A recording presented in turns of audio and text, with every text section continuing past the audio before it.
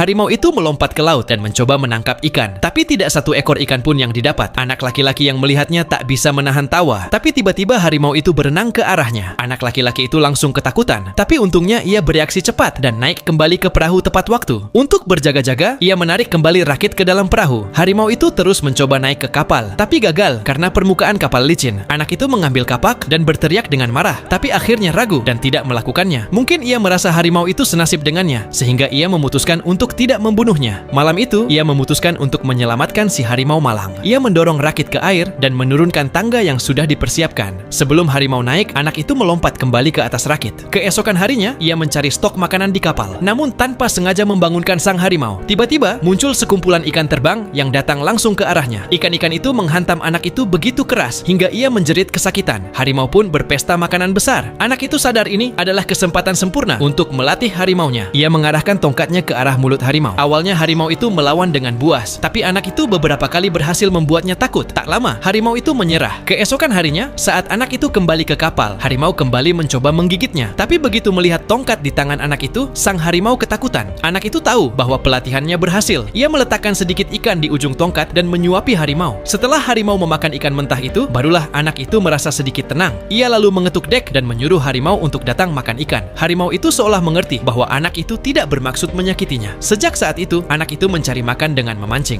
Harimau di atas kapal tidak lagi seganas sebelumnya. Suatu hari, anak itu melihat sesuatu yang tampak seperti kapal pesiar. Untuk menarik perhatian, ia menyalakan suar. Tapi setelah suar terakhir ditembakkan, kapal pesiar itu tetap tidak merespon. Tiba-tiba datang badai hebat yang menghancurkan harapannya. Setelah beberapa waktu, ia terbangun dari koma. Harimau di kapal tergeletak tak bergerak di dek. Anak itu tak punya pilihan lain selain tetap bersama harimau dan bersiap mati. Tapi ketika ia terbangun lagi, kapal mereka telah hanyut ke sebuah pulau kecil. Ia mematahkan akar pohon dan mencicipinya. Tetapi rasanya sangat aneh. Setelah makan, ia memutuskan menjelajahi pulau itu. Ia menemukan kucing luwak di mana-mana, juga berang-berang yang berkumpul di sekitar kolam air tawar. Anak itu melompat ke dalam kolam dan minum airnya sambil berenang. Sementara itu, harimau tetap di tepi dan terus makan. Tapi segera terjadi hal aneh. Kucing-kucing itu mulai memanjat pohon. Awalnya anak itu tidak terlalu peduli. Tapi malam harinya, kolam yang jernih itu tiba-tiba penuh dengan tulang. Ia sadar ada yang tidak beres dengan pulau itu. Bahkan sang harimau pun enggan turun dari kapal karena terlalu takut untuk menginjak pulau. Kemudian, anak itu memetik bunga dan membukanya. Di dalamnya ada gigi manusia. Maka keesokan harinya, ia mengumpulkan air segar dan makanan, lalu cepat-cepat meninggalkan pulau itu bersama harimau. Setelah lebih dari 200 hari terombang-ambing di lautan, kapal rusak itu akhirnya mencapai pesisir Meksiko. Anak itu roboh di pantai karena kelelahan. Sementara sang harimau melompat dari perahu dan langsung masuk ke hutan.